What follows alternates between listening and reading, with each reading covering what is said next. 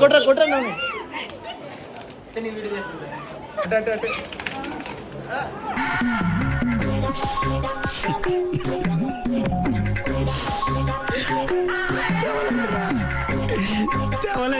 Hey guys, welcome back to my channel. This day 36 of my walking series. పొద్దునే లేచి ఇంకా మన బ్రేక్ఫాస్ట్లోకి ఓట్ మీల్ ఇంకా బ్రౌన్ బ్రెడ్ అయితే తినేసి ఇంక కాలేజ్ అయితే స్టార్ట్ అయిపోయాం.